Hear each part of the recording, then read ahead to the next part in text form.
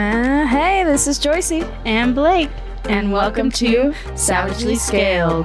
I'm so excited for this episode. In this episode, we will be talking about body image and how it has impacted both us personally as athletes and also as it relates to the CrossFit community itself. So let's get into it. In 5, 4, 3, 2, 1.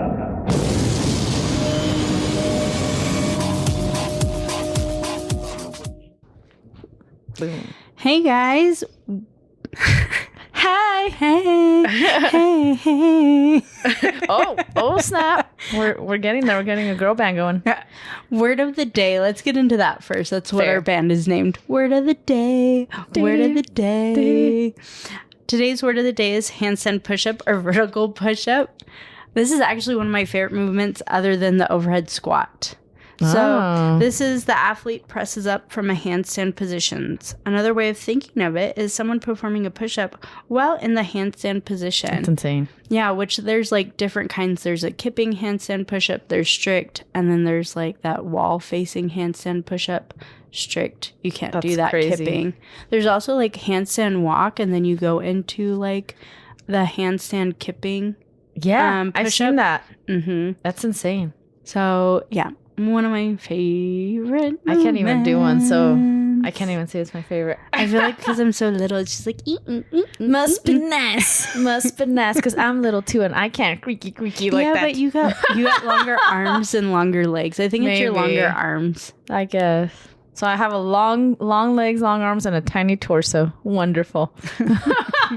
I feel like is it like Monsters University? You know that monster that's like super tall and she has the nice hair and her earrings and her clawy nails? Yes. I'm like, that's what I feel like sometimes.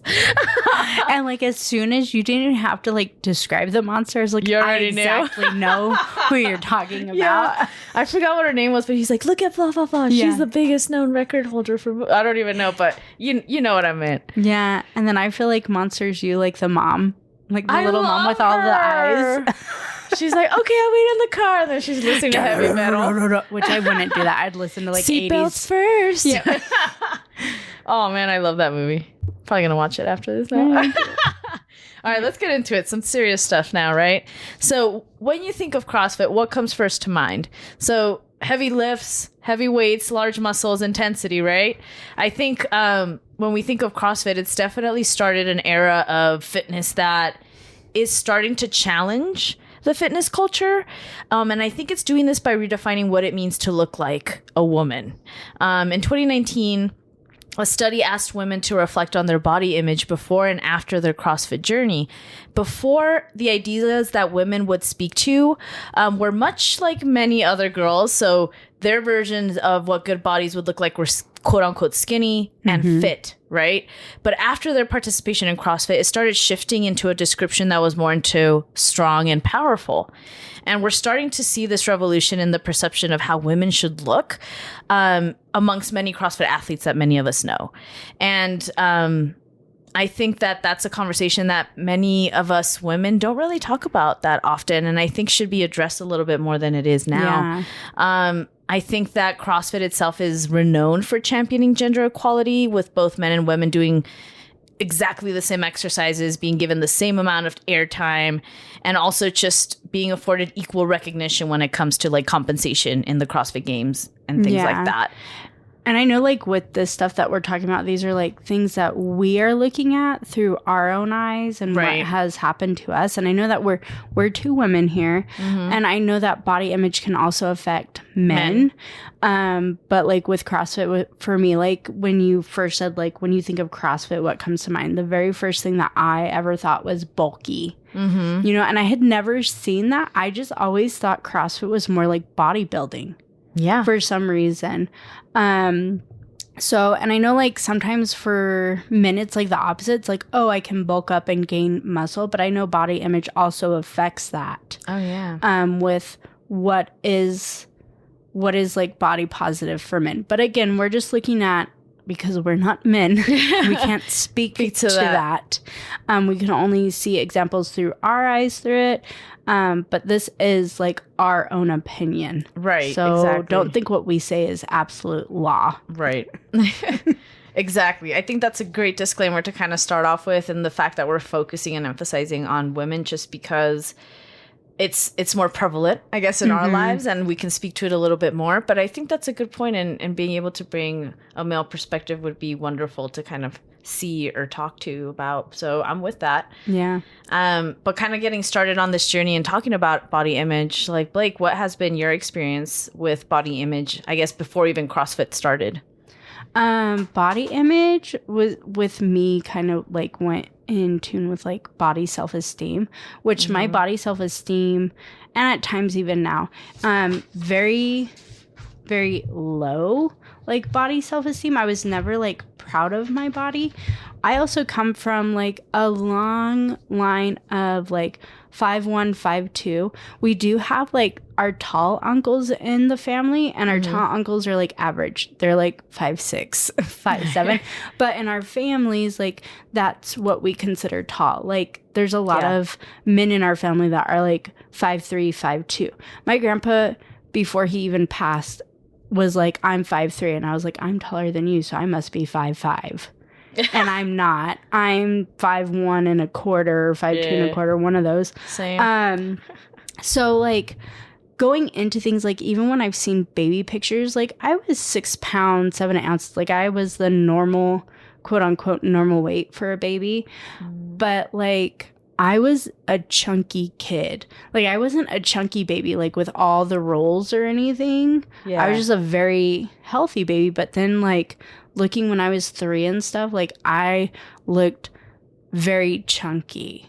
And I do have like a very round face. I have the cheeks. But I was never like skinny. Like I'm like 6th grade, I was like 150 pounds, and I was the same height that I am right now. Like I stopped growing summer into 7th grade. My feet stopped growing, my height stopped, which is really sad because like my sperm donor, or my mom's sperm donor, who we call, who helped make me, his whole family was like 6 feet. Oh, wow. So like a lot of people thought that I was gonna be that, because I like grew and I was tall until the summer of 7th grade. You had a hell of a growth spurt, and then it was just like shut down. And then it stopped, and I was like, oh, this sucks. Oh. But then I like always wore high heels because I always wanted to be tall. But anyways, with like body image, I was never like the quote unquote skinny girls. And like buying a size large was very like, even at the age of 8 or 9, was very like self-inflicting. Yeah. Like my mom never made it bad or anything, but like I just had it in my mind like, yeah, like you would try stuff on and this doesn't fit and nice. Why do I have to get that like out of the back? Like I never wore a small or extra small in my life. Dude, like, I don't think about that, but you're right. Yeah. But like to go to the back of all of these things, extra small sizes and having a and you look at like in elementary school and you look at these little girls and you're like, how come I don't look like them? Like, how come my body is different? And a lot of people nowadays like comment on my quads and are like, your quads are amazing. What have you done? Tons of squats. Like, they are very genetically given. Like all of my family have like trunks for quads. And I have like squatted to get the muscular, but like I've never not had my thighs rub. Like I remember being, again, in elementary school, going to the beach and like having like a burning sensation because I didn't know what that was. And my mom wasn't going to be like, oh, sweetie, that's called chafing. She just felt bad because it's like, my daughter has really thick thighs and she's like crying because the rub and the chub rub is hurting. You know, and you can't just tell this like 9-year-old, like that's what it's called. And it's like, again, like, why am I different? I don't want to be different. And I feel like society puts that on you because then let's bump into the like the Britney Spears, Christina Aguilera era, which I absolutely love them. My mom loved their music, couldn't stand what they were doing to society because remember, they brought the low-rise jeans. Oh, yeah. And then you're like 10, 11 wearing these low-rise jeans and these tight crop tops because all the shirts had to be tight. Yeah, everything was supposed to be tight on I'm you. thinking like the Abercrombie and Fitch shirts and all of those really like. And I never, again, like I was raised by a single mom, so we couldn't afford it. But it was also like going into those with my friends, and I was like, I can't fit into any of these. Yeah, I'm not gonna buy anything here. And then like the shorts, like that didn't cover anything, and I'm like, I have huge thighs, like I'm gonna eat that up. Yeah, like it's not gonna be comfortable, and I just want to be like everybody. So it was very like growing up, I ran. I tried to like run during summers. I tried to do like as much activity as I could. I did do dance and things, but like my body was very muscular. And like I'm very broad for my height and things like that. So nothing ever minimized. Like my ribs kind of stick out too. Like I call it my quadruple boobs. Like that's how I feel about my ribs also. Yeah. And I love it when people mistake it for abs, and I'm like, sure. Yeah. Let's say it's 2 packs up here. Yeah. So many people are like, those are your abs. And I'm like, no, it's not real. That's a bone. Yeah. But okay. Yeah. And it's just like being short statured with that. And my grandpa had that. And they were like, oh, he has a barrel chest. And I was like, no, those are his ribs. Like, that's not because he's. Let's just roll with it, Blake. But I also like at a young age going to family things, and one of my great aunts commented like, hey, you know how you could hold your pooch in all the time, so that strengthens that muscle. So again, elementary, early middle school, being told that and being told this is what happens in our family, so you need to be careful. Being told that you can gain weight and it's so hard to lose weight. I mean, when I got into high school and I was like doing gymnastics and cheer and doing a lot of things like full time, I did get to be like, I think the smallest I ever was like a size 8. And even then it wasn't small enough. Like a good a good size or normal size back then was like size 6 and below, size 4. Girl, right? I'm like double that. Yeah. And so like even being size 8, I wasn't happy. And I would like going into high school, I had like where I'd miss lunch.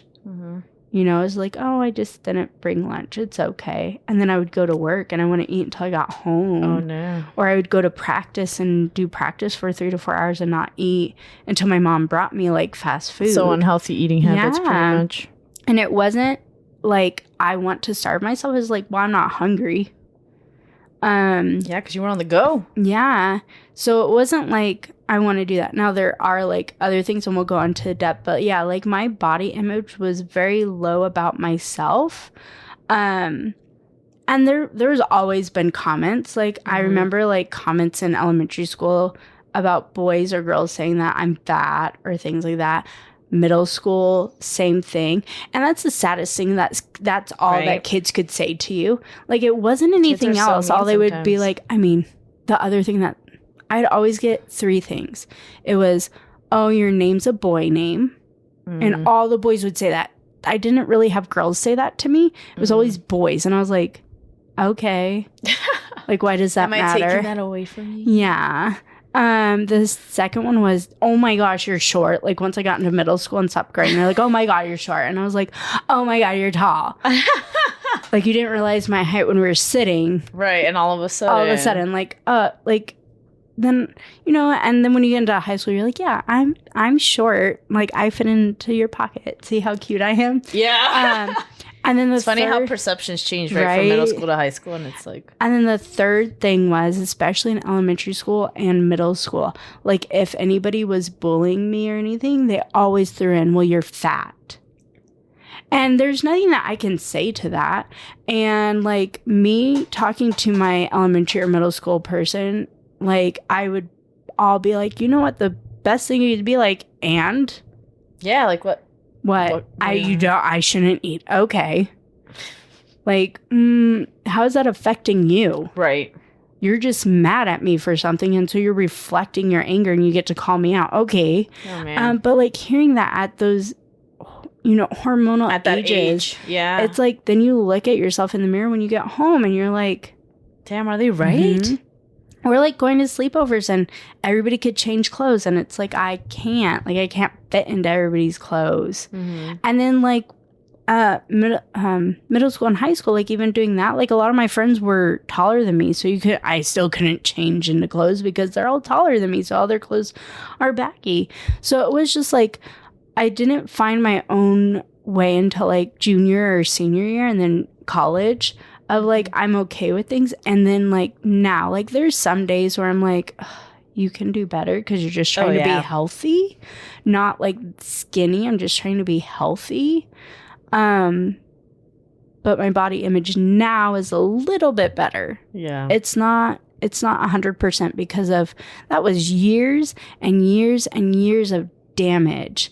Not to mention like when we go into like diets, like my mom and me like would, you know, you're in middle school and high school and you're dieting with your mom, you know? I remember that. Yeah. So it's just like damage and little comments and not even like good comments. Like there is no good comments to be like that. And I mean, I catch myself with some of the relatives that I know where I'm like, oh my gosh, like their kid is not healthy. Like what's going on? And it's just like, do I have a right to say that? No, they're not my kid. They're not what I'm growing up with. And I don't need to put that on my kids either. Like if anything, my son, I'm like, you need to eat. I would just like you to eat. Because he's like, I don't have to eat today. And it's like, yeah, you do. You have to sustain. Water and juice is not going to help you. Yeah. And then with Harper with snacking, my only thing is you don't need to snack. I would like you, again, to eat meals. So we're eating meals. Yeah, girl's a snacker, man. Girl likes to eat. So it's also hard for me now as a mom to like, how do I make sure that their body image for them is not, oh, mom says comments. Stress. Yeah, mom says, oh, I'm getting big. Where I'm just like, no, you're getting tall. And you're becoming a big kid, which means that you're getting older, not you're becoming big in size. Like, that's why we say big kid school. It's not fat school. It's big kid school because you're growing up. I know. So, yeah, body image is very hard for me. Some days it's really good. Some days it's not. But it's not as in the toilet as when I was younger. Oh, girl, right? And then that's a whole other thing I think about. I'm like, I don't know how you parents do it with, now you have to like help your kids go through that. And who knows what they hear at school, right? Because you even spoke to that. Like, you know, school was rough because I think that's where we get most of our messages as to like what we think we should look like. Versus when you're at home, I guess, you know, you're exposed to something else. But it's also hard like as a parent, like to watch your wording because they hear everything. And like you just saying like, oh, you don't fit in your jeans anymore. Yeah. Like you need some more vegetables. That also hinders because even as like a 6 or 7 or 8-year-old, like boys and girls, they're going to be like, oh, something's not right. Like, why would mom say that? Like, and that's not something that we need to pressure on kids. I know genetically, like my husband was a string bean growing up, but he also has diabetes type 2 that runs in his family and weight gain and things like that. I have weight gain and heart issues that run in through my family. So it's also like, how as a parent can I not predispose those actions that I don't want to see? Right, work against that. And not comment on it if something's happening. I feel like with my son, I have a little bit easier time with that. Then I'm just frightened because so many people, and here's where my body image of when I was younger, so many people comment that Harper looks just like me. And I always tell them, no, she doesn't. She looks so much better than I do. I was a very fat kid at her age. You know, spandex were my friend. Jeans were never. And then I have to watch myself with that because they're not commenting on they're just commenting on her beauty and how cute she is and that she looks like me now. And that like, she's good at CrossFit. Yeah. So it's also hard for me.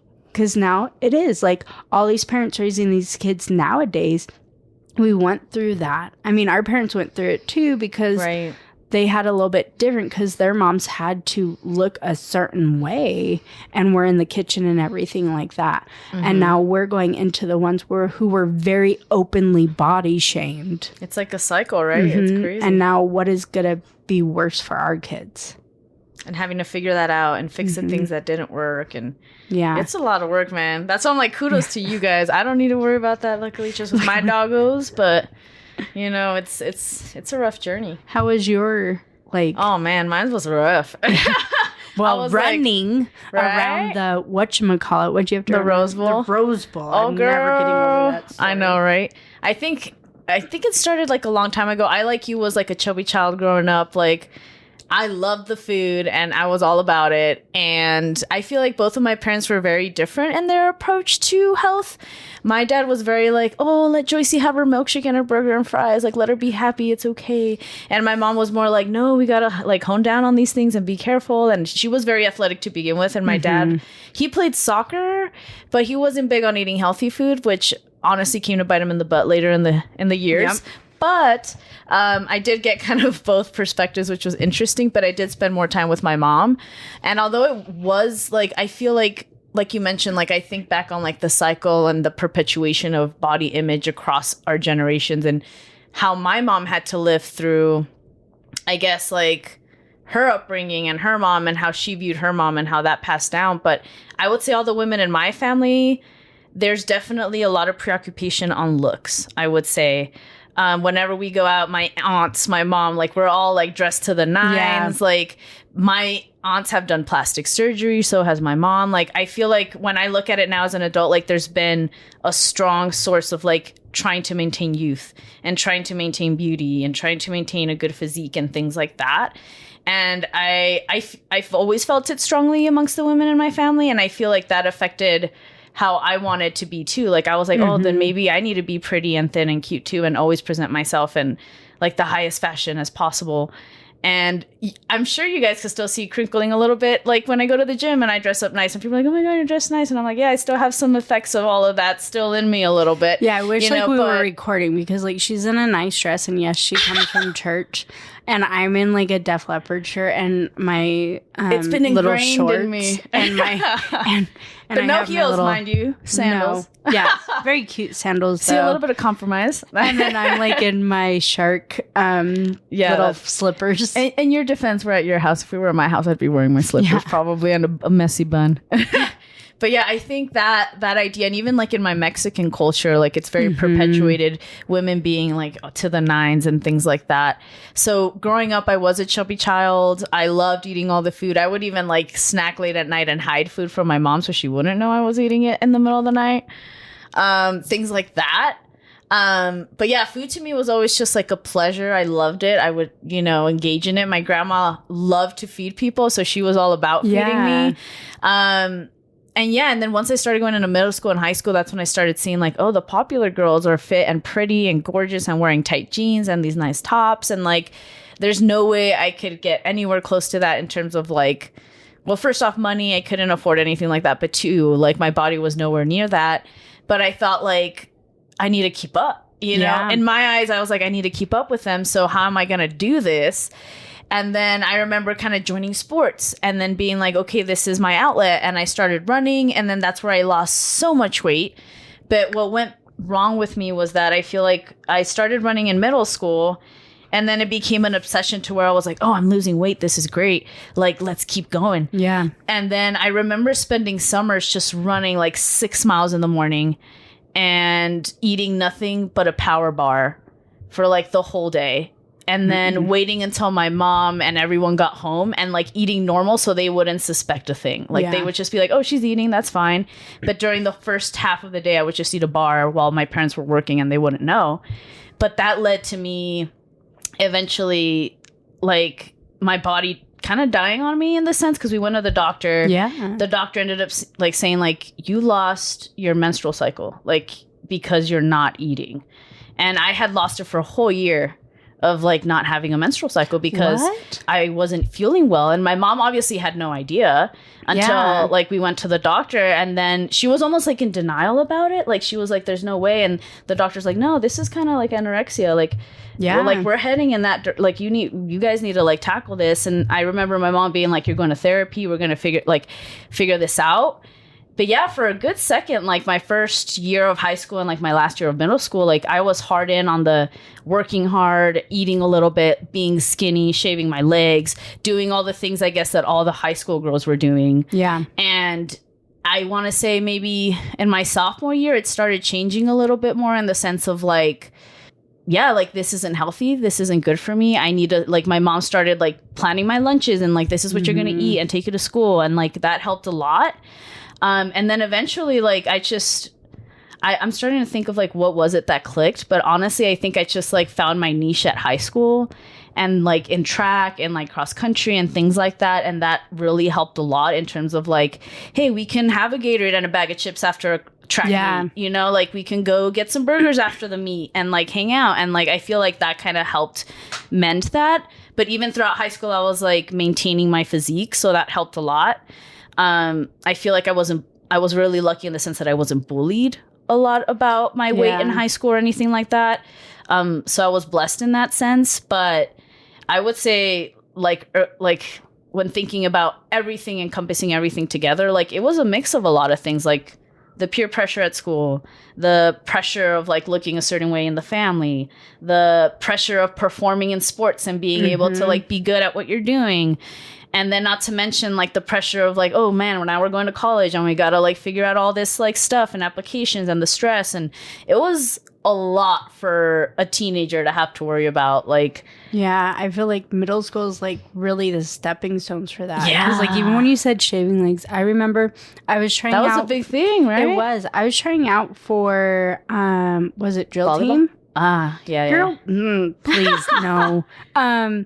Drill team, not against volleyball. I wish I could. My mom was a volleyball person. My mom too. That's so funny. I couldn't.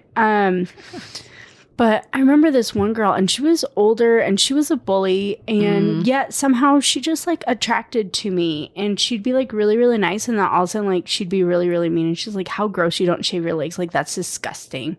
And she would comment it to where I would like go home crying and be like, "Mom, why can't I shave my legs?" And in a sense, like now being a mom, I can see why, because you're like, oh, one less thing that makes her a little girl in a sense of being a mom. And even like my mom was crying. She's like, why? And I finally told her by like the third day that this girl would just like hone in on me. And because she'd even like, just tell that girl to leave you alone. And I'd be like, why does it matter if I shave my legs or not? Like, I started voicing that to like, if my mom said to do it, I would do it.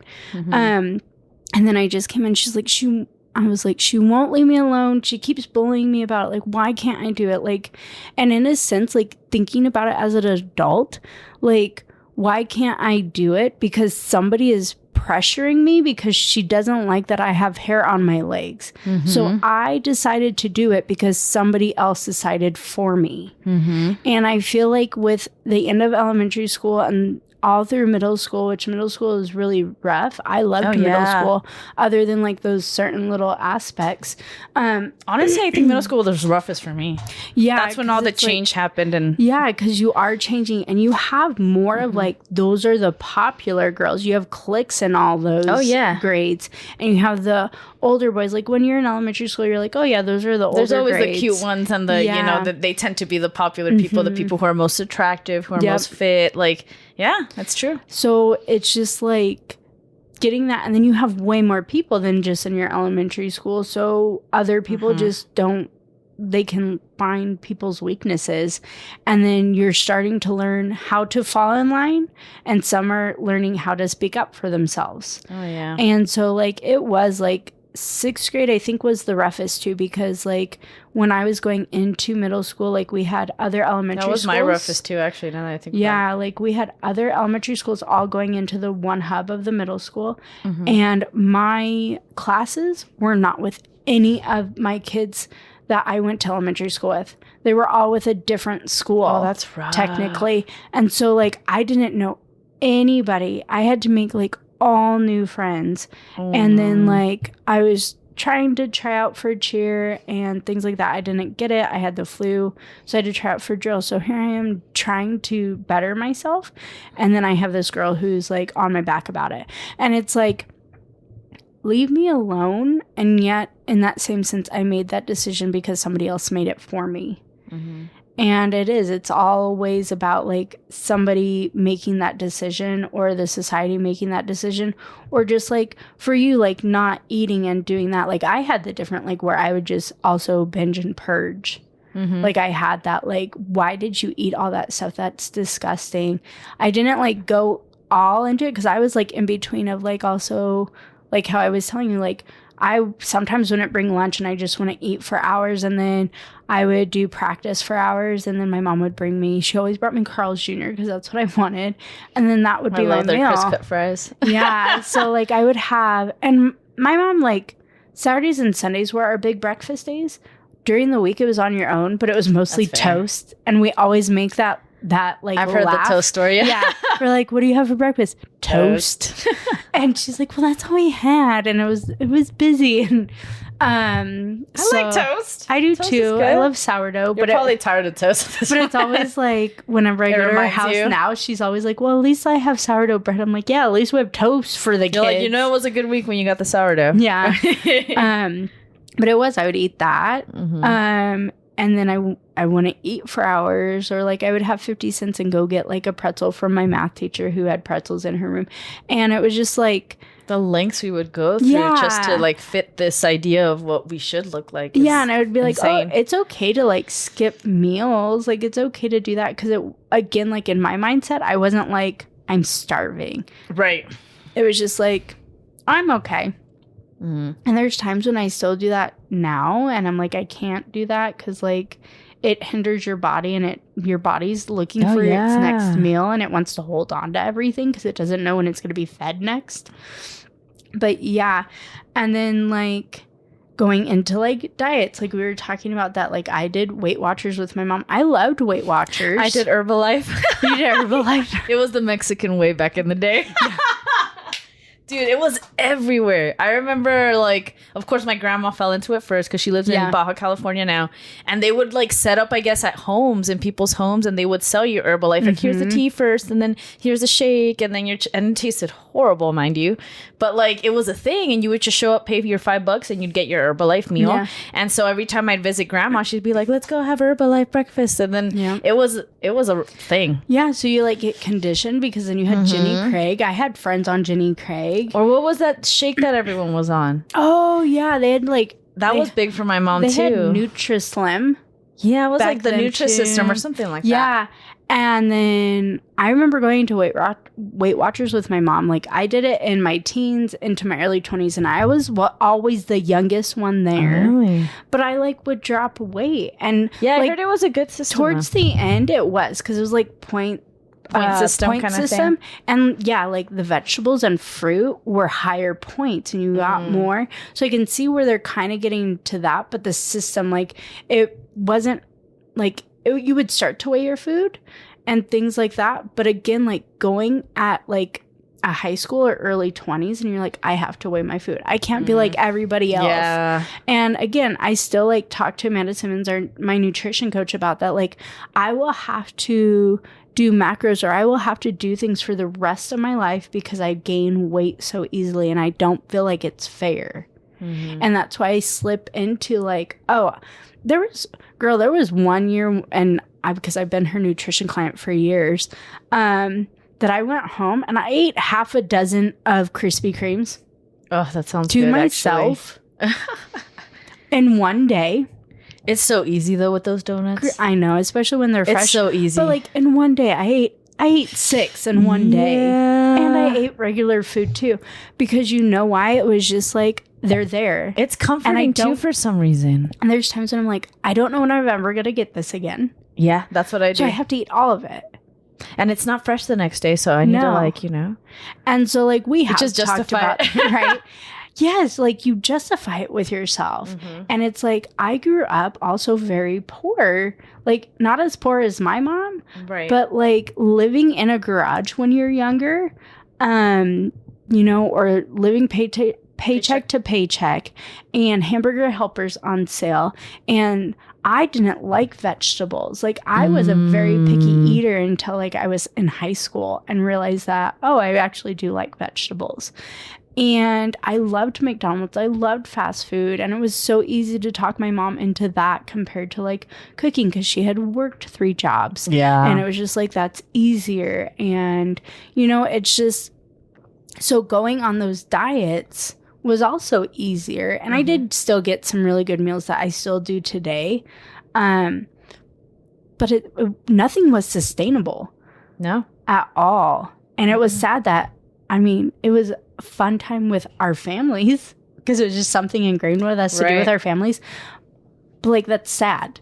That's sad that you're doing it with your family because your family should be healthy and look a certain way. Oh, yeah. I think my mom had cholesterol at some point, and then my grandparents both have diabetes as well.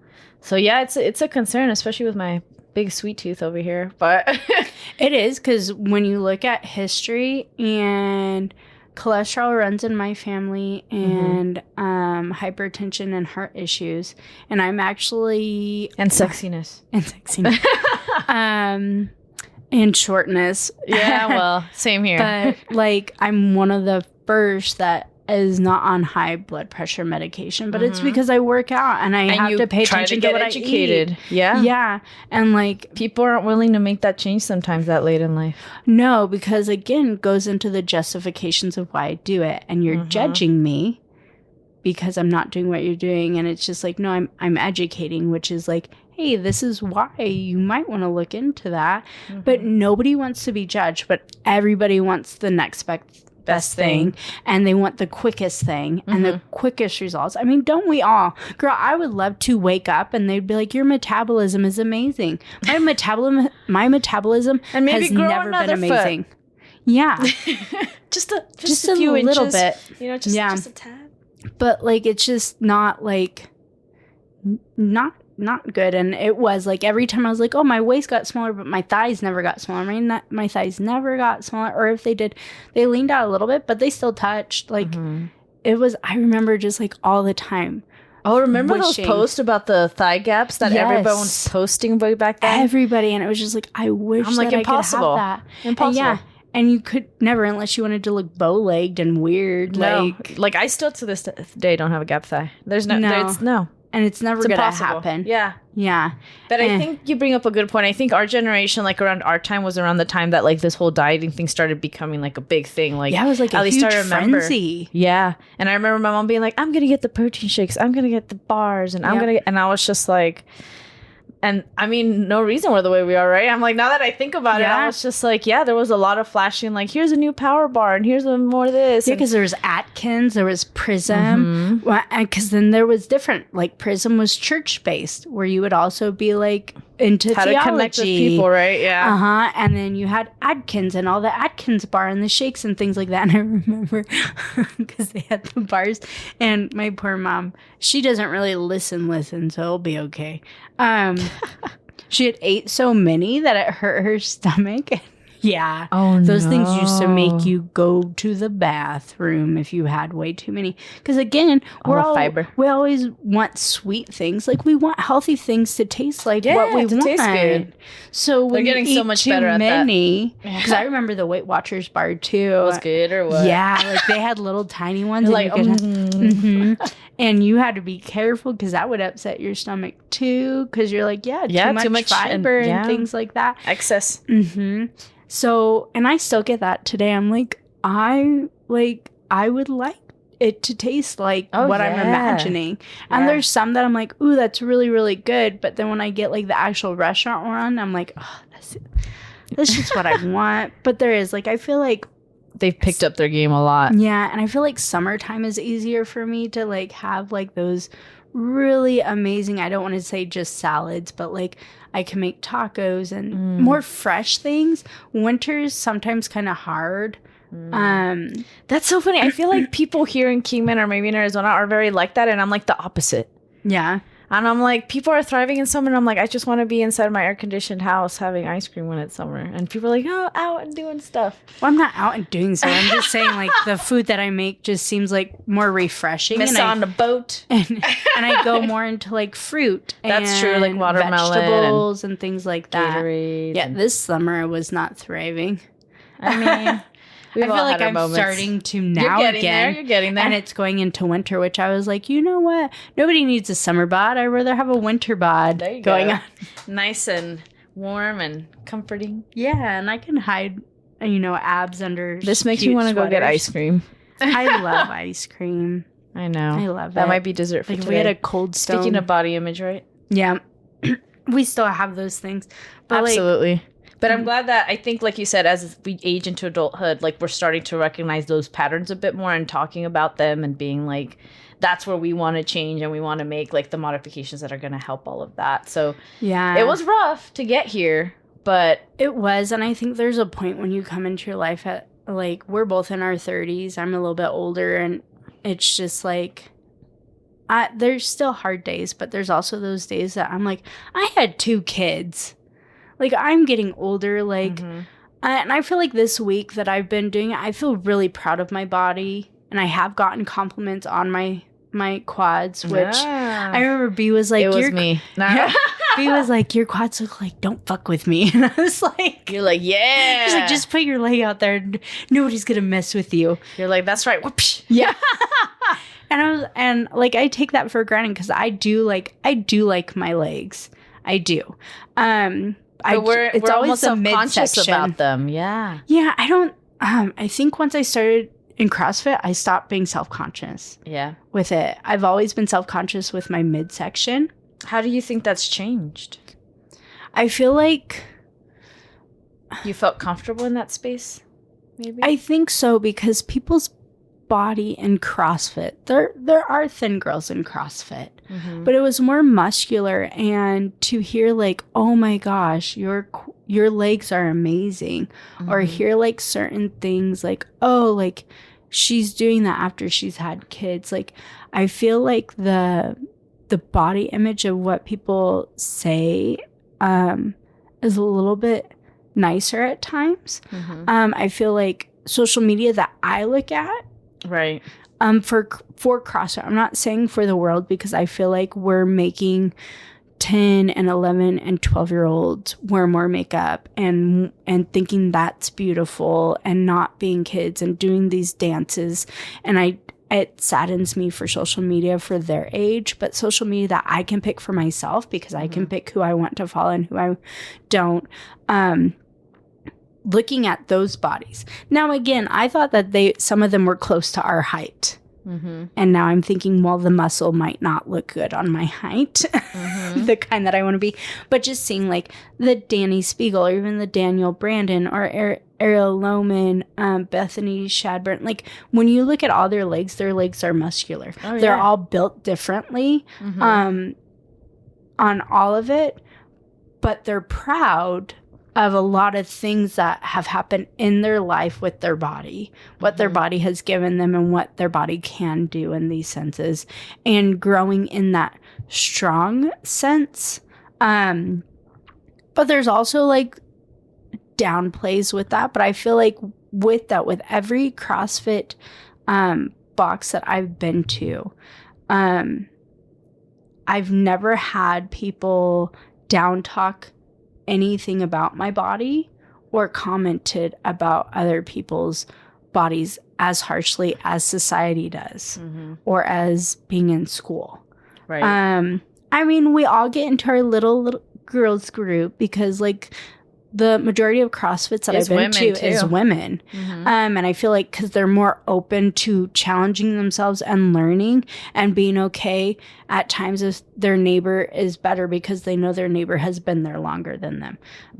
I feel like sometimes men are a little bit more challenging, but then you also learn like boys have like a high percentage of low self-esteem and body issues, and body eating disorders because of sports and things like that. And then you flip into like, oh, I need to look strong. Oh, I need to do this. Oh, I need to do that better than her. I need to like, it's still that body image of what makes you a man.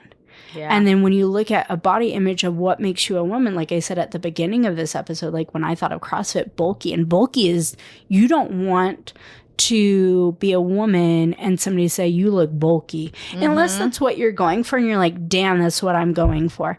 I have never ever wanted to. And there has been a comment when somebody was like, yeah, you look like a rectangle. I'm sorry, I don't want to hear that, but thank you. Right. Like you should never tell a woman that she looks like a certain shape.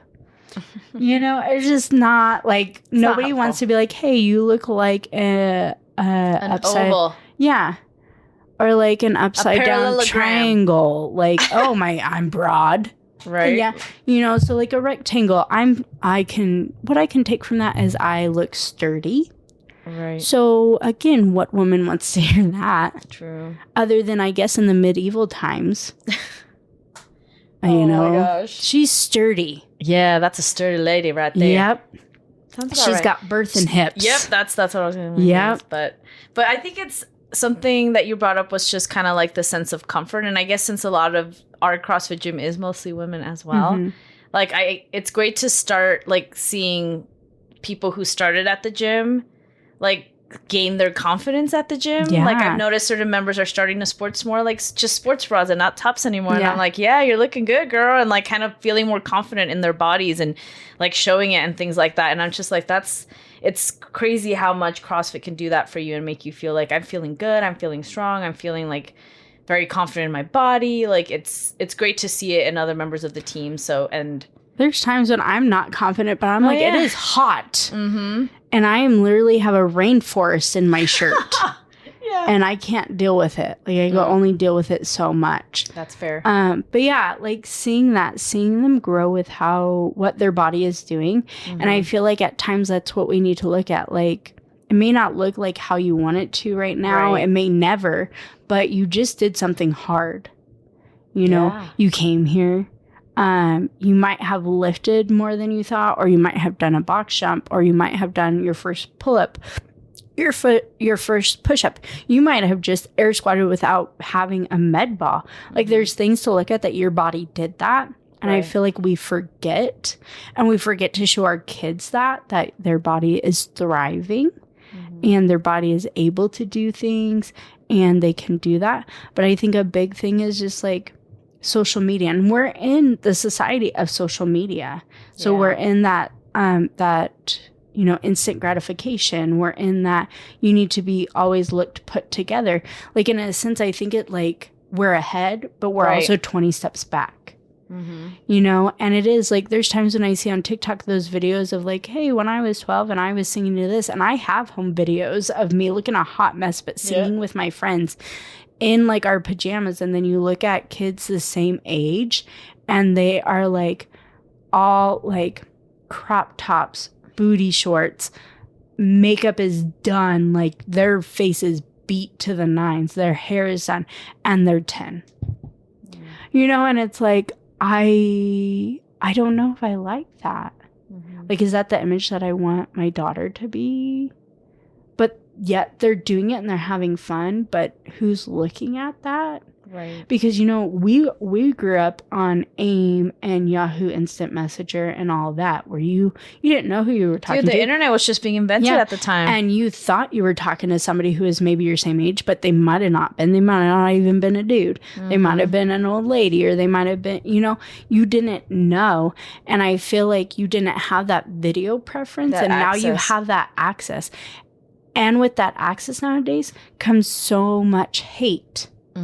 And so it's like, do you let your 10 to early 20-year-old, how do you have them cope with that?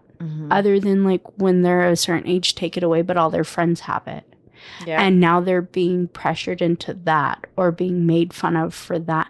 How do you build self-esteem to be like, no, I'm fine with not being a part of that until this. Like, I'm fine growing up.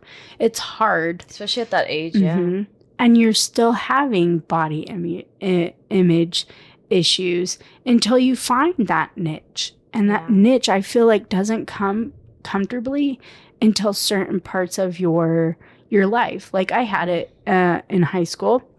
I had it in parts of in college. It also is who you're with. Like, I was in a relationship where I had very low self-esteem because that person had low self-esteem. And then I found it again. And then having kids, that puts your body image into a completely different whack, especially the first one where I felt like everything was being taken away from me. And then I had great friends to remind me, no, you're growing something, you're doing amazing, and you deserve what you're craving. Right. You know? And so with the second one, it was a lot easier to like forgive myself and just be like, you're doing the best that you can. And I feel like now that's why I'm saying, like, it's still up and down, but I have the right to just be like, I don't care. But it is like, It's tough. It is. It's hard to hear people tell you. It's hard to hear people tell you, oh, well, that's not right for you. It's hard for people to be like, oh, you'll be better doing this. And it's like, who gives them a right to tell you what you want? They don't even know why you're here. Right. You know, like if somebody told me like, oh, you suck at CrossFit. I'm like, well, why do you think I'm here? To get better at it or just to work out today? Do you know what happened to me today? No, you don't. So I would just like to work out. If I wanted to get better at something, then maybe I'll put in time. But right now you have no right to dictate to me what I'm good or not good at. That's in your eyes. And if you hear me complain that I want to get something, then yeah, you have your right to be like, well, you complained about it out loud. Mm-hmm. And then you could be like, well, then do the work. Yeah, but you have no right to be like, well, you just suck at it. Man. You know? And that's where I think like society builds into a body image that we still get today. Oh, yeah. It hasn't left. It's still there. No, and it's sad because just the same way that I feel like I can be free about telling people things, other people feel like they can be free of spreading hate and spreading what they think is amazing. Ugh. Social media is just fickle. And I'm like, you don't know me though. Mm-mm. So you have no right to comment on things. And there's also sometimes where you just like look and you need to shut your mouth. Yep. Not helpful. No. Not helpful. Not at all. But I think, like you said, I think overall social media has been, it's really hard because I think of it like when we were growing up and like internet was just becoming a thing. Like it wasn't even a factor. It didn't exist. There wasn't a lot of trolls. I mean, the most trolls you got were in school. And we didn't get a cell phone until what? Like I didn't get one until I was in the end of middle school. Oh, I was 12. All right, I was 11. Yeah. So see, like we didn't really have that. And now kids get them at what? Like 5 sometimes? Girl, I don't know. And then you're right, all the stuff they're seeing and filtering through, thinking like, oh, this is what life should be. This is what my life should look like. This is what I should look like. And having to come to terms like, well, my life isn't like that. So then what does that say about me? Mm-hmm. And having to kind of come to terms with that and that age versus us as adults saying like, well, we kind of understand that, you know, how that works. But yeah, it's a hard world out there. That's for sure. So one athlete that I really love to follow is Dani Spiegel. And she kind of has her own experiences and her own kind of brand with the Girls Who Eat message. And she sells like, obviously like merch, weightlifting belts with kind of that slogan. But I think she's just highlighting really the importance of properly fueling your body and encouraging women to have, you know, a very positive relationship with food. And I think a lot of the CrossFit women athletes are starting to really promote a lot of these messages on their social media, which I love and appreciate. And Dani Spiegel is one of them who is now like participated in like fashion shows to kind of show like, this is what a strong body looks like and things like that. And I'm like, that's amazing. Like put it out there, like show people that this is like, we're revolutionizing what healthy means. Right. Yeah. And kind of what it looks like. And Amanda Barnhart is another one who speaks to it too. She's spoken publicly many times about kind of the stereotypes in the CrossFit community, and the industry and kind of the expectations to like fulfill a certain appearance, or a certain kind of like lifestyle by being a CrossFit athlete. And I think we see this all the time with like even the younger athletes who decide to take breaks and kind of step away from CrossFit. And that like there is a lot of pressure in the sport too to fit a certain like, I guess persona and being a CrossFit athlete and having to just emphasize pretty much every aspect of your life into CrossFit and fitness and health and things like that. I think we put them in boxes, and I think sometimes like they hype them up so much that when they need a break or when they fall, like it's like, oh, why, what's going on? Why do you know? And I think, you know, that's another thing with like social media and always having to put something out there, or when you don't put something out there, oh, something's wrong. Or if you don't say like why you're leaving something, we're all like, oh, something must have happened. And then the rumors happen. I mean, like I've been a part of that too. Like, oh, well, why would you do that if you're just at the top of your game? And then I remember these kids were like 18, 19, 20, and they're like professional athletes. Like, what are they doing for themselves? What were we doing at 17, 18, 19? You know? Yeah, was not doing that. It was not that. No. So imagine kind of being stripped a little bit from having that at such a young age, and that's hefty, man. That's a lot of thing to focus on. But I do appreciate how these women kind of bring this conversation from the back to the front, saying like, hey, we're not just talking about being healthy and being strong. Like, yes, CrossFit is about that, and there's this big culture and community surrounding it, but there's also some things we could be working on.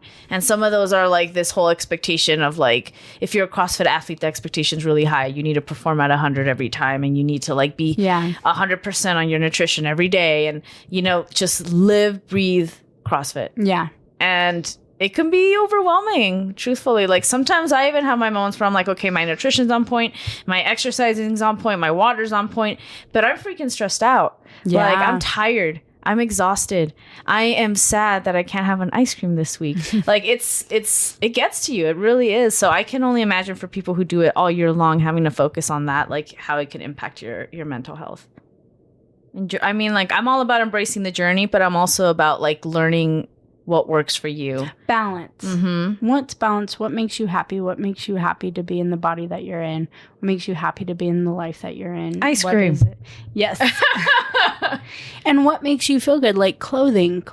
That's workout true. clothing, things like that. What makes you happy? And I feel like at times, and I know that we've talked to Athena Perez and that in our larger body episode and things like that. And it is like, I don't see as much for bigger bodies. And I know like we have the oversized pump tees and things like that, which could be a regular shirt on somebody. Right. Like I was talking to somebody, I was like, I've been wearing the oversized shirts this week because like the other shirts don't fit my arms, but like then you can't see my shorts. And even my daughter, you know, at the age of 5 is like, Mom, are you wearing shirts under there? I'm like, yeah, I am. And she's like, you can't do that. You know, but like that's because of my height. And it wasn't even like extra large or a 2X. That's a large. And it's like, okay. But do larger bodies enjoy just being in t-shirts, oversized t-shirts, and some sort of spandex, but now they're into sweatpants because spandex only gives so much? Like, I think like, and the lack of variety too for people who are larger, and even in shoes, I've noticed like if you're looking for a size that's like 9 or bigger, like they don't have those available as much as the 7s or the 6s. So you're just like limited to what they have, and it's frustrating. And what we learned in that episode is it costs the same amount to make an extra small that it does to make like a 4X, but yet they advertise that it's more because of material. Right. And I think we need to voice that more, that no, enough is enough. And you need to make these, if we keep talking about obesity and how people, it's like a leading cause of, you know, the morbidities and things like that. But yet we're going to charge triple for food, we're going to charge quadruple for clothing and make them feel even crappier than they already feel. Yeah. Because of people like us saying those things, we can do better. Yeah. So who is the leading cause of obesity? Other than, you know, I know like genetics is huge. Like I said, like my family, but it also makes a choice. And I don't think it should be hurtful words or things that don't fit to make the choice for you. Yep. I'm with you on that, girl. And like with that, there was in the 1950s, there was this whole thing done in kids, a whole experiment done. These kids were given, these small groups were given pictures of other kids that they think would be like the best or what looks the best. And they had like, quote unquote, the normal size. They had the obese kid. They had the handicapped kid who maybe was in crutches or had a cast in a wheelchair. They had face deformities. They had some kids missing limbs. And majority of the kids that were ranked last were the obese kids. So what they're looking at is there's something called a weight stigma. And weight stigma is described as the social rejection and devaluation and discrimination that occurs when an individual does not comply with social norms of body weight, size, and shape. You know, and this doesn't have to be obese, because there's people, like when we talk about anorexia or bulimia, that have that warped look. And there's times when I look in the mirror and I literally will be like, you look amazing. And as I look more into the mirror, I'm like, no. And I will completely change because how I look at myself is completely morphed from my childhood. And from family members and from outside, you know, the examples that I talked about and other people and society and social. And there's times when you're like, where I have been like, Blake, you only get 5 seconds. You don't get 15 seconds. And you guys might think 15 seconds is not a lot, but like the first 5 seconds when I'm like, I look good, I need to walk away because otherwise I will. I'll be like, no, you can see that, you can see that, you can see that. And I just pick myself apart. So it's not just like really, really overweight. And this is especially in women who are stigmatized due to their weight. This bias is presented in employment, education, media, relationships. I mean, when haven't you been where I have been in relationships where somebody has been like, oh, you've gained some weight. Dude, or even the bulkiness. I'm like, the other day I posted something, I think it was a while back, about Danny Spiegel, and I was like, #goals, like, and then somebody commented saying how gross, like, women's bodies weren't designed for that. Yeah. Like, women's bodies were designed for childbearing, like, how disgusting. And I'm just like, whoa. And I will go on this little tangent really quick, but how dare you, if you are a man, telling me what I should look like? I'm sorry, am I telling you what you should look like? Girl, you know that's a thing, though, with guys being like, oh, girls shouldn't be that bulky. Like that's definitely a thing. Yeah, then don't comment on my thing. Right? Bye. Did that like, image, boy, I could fling you around over my head. If that image harmed you so much that you decided to tell me how much it disgusts you, then maybe you should also be like, yeah, that's just not a person's social media that I want to be a part. Exactly. You have a right to unfriend, unfollow. You do not have a right, even though people say, you know, the First Amendment right. I unfriended and I unfollowed. I was like, oh, gone. Yeah, it's like, I feel like sometimes when we say we have a right to say things, we take that too far. And it's like, you really don't. You don't have a right to tell me what I should and should not eat, or how my body should look like, or what my body should do, because I'm not telling you that. Right. Now, if we're having that discussion, then we are two harmful beings that should not be near each other. Right. Because we're bringing the worst out. Truth. But it just speaks to like how ingrained that ideology But it is. Right? Yeah. And it is. It's in media, like when they're like, oh yeah, the camera adds like 20 pounds or 10 pounds. And you're like, yeah, maybe you shouldn't be in front of it. Or who do we want, you know, advertising or talking about? Right. You know, and even the commentators for CrossFit, who majority are men. That's true, yeah. And you're like, okay, like what? Is it because like some of these women don't look like what CrossFit thinks they should look like to commentate? Or like what was that? Because the man is the strongest. There's so many, you know, things to think about. Employment is like that. Sometimes they're like, oh, like, is that going to damage like what we're doing? Do we have to get different equipment? Do we have to do this? And I feel it's just very, very harmful.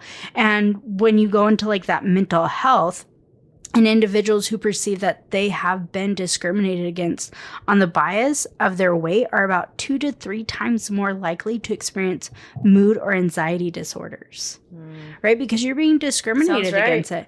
It's more so indicates the association between discrimination and mental health is discrimination. Sorry. It indicates the association between the discrimination and then you have your mental health. And a lot of people think, oh, because they have that weight stigma, it's more of a mental health that hits them. But it's actually the discrimination that you just voiced to them that causes that mental health that they've seen. And it's not the reverse.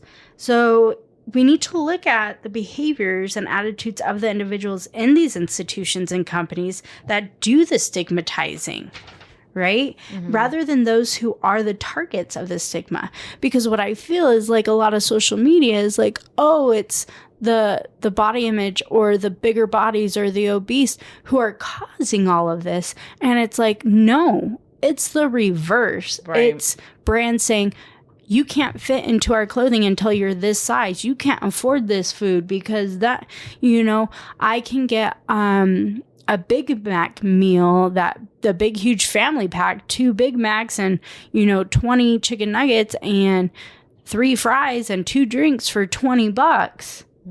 And I can't make a week's meal. You know, I could probably make, and in the sense like a dinner, or I can buy some fruit for the same price. Right. You know, me looking at it, yes, like guys, I'm not saying like get the meal and we can shop smarter. Yes, we can always shop smarter. And that comes with time, and that comes with me basically flipping off those companies or institutes and being like, well, no, I can do it, you know, but you're not the reason that's helping me. It's the same with doctors. You're not helping me by commenting on my weight. You really aren't. Like, you want to shame me into helping myself. Nothing is going to help a person who feels shamed. No. It's actually going to hinder them. And that's, again, going into those eating disorders and things like that. That shame does not help. You know, and not my style. There's times when coaches are like that, and it's like, just because you said something hurtful doesn't push somebody. Right. What's going to happen is they're going to look inwards and be like, they're right, I'm not good enough. I know. I'm that kind of person. I'm the sensitive child that if you say something like that, I'm gonna be like, ooh, that got me, man. Like, that's not. Yeah. Like, I'm probably gonna cry. I'm like, if I'm being real. So I'm definitely the kind of athlete that does not work well with that kind of criticism. Like, but I've seen coaches use it all the time. And I'm just like, ooh, that's tough. I can't work that way. No, but I'm usually like, they don't think I'm good enough. Right. Like, why am I on the team? I'm not good enough. I mean, there is that complex when you go into, like, what you have learned. Like, you know, I didn't have that dad figure growing up. I had my stepdad who passed away when I was at an early age. So I had, like, my uncle and my grandpa and things like that. But it wasn't, you know, like, I also had coaches. So it's holding those male perspectives in that pedestal because that's what I needed. And so there were times when it was like, hey, you should have tried harder. I was like, I should have tried harder, you know? But now looking back at it, it's like the only person who said I should have tried harder is myself, and I need to learn how to push myself. Do you need friends and cheerleaders for you to help guide you and push you that way? Yes.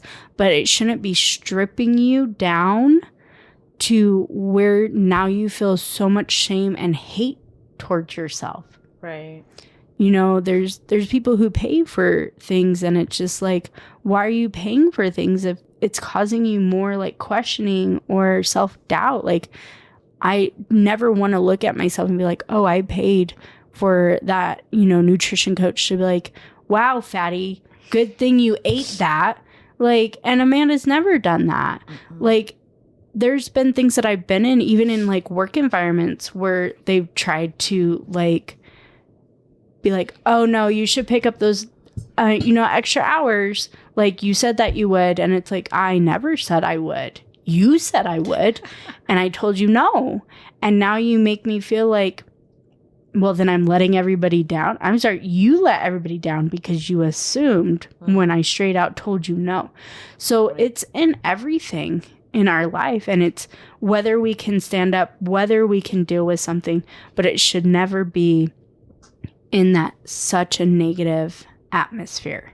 100%. And if it is, you have every right to stand up for yourself. Yeah, 100%. You know? I'm with you. Yeah. All right. Well, thank you to everyone. I know that was a hot topic for sure. But we appreciate you guys for letting us the chance to share our personal stories on body image, but also talk a little bit about body image as it relates to the CrossFit culture, and also just a little bit about, you know, things and items and experiences that we just encourage all CrossFitters to be open about.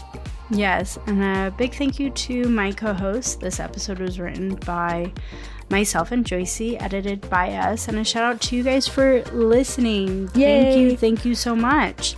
Music is from SoundCloud and Upbeats, and references are from CrossFit.com, a fellow group, and Morning Chalk Up, of course. Also, if you feel like this podcast is your swig of pre-workout, please subscribe on YouTube. Click. Yes, follow and leave a review. You can follow us on Instagram and TikTok at Savagely Scaled, and you can also leave us an email if you have anything that you want us to talk about, rant about, review, anything like that at savagelyscaled1, the number 1, at gmail.com. Yeah, and remember, don't be a Karen. That's right. Be a Sharon. Yeah, there you go. Is this the first time you're officially sharing that one too? Is this the Well, first no, time? I did it last time, but that's I right. messed it up, and then you were like, no, you got That should be your thing, yeah. Okay, I like it. But until We meet at the whiteboard again. Bye. You did it. I did.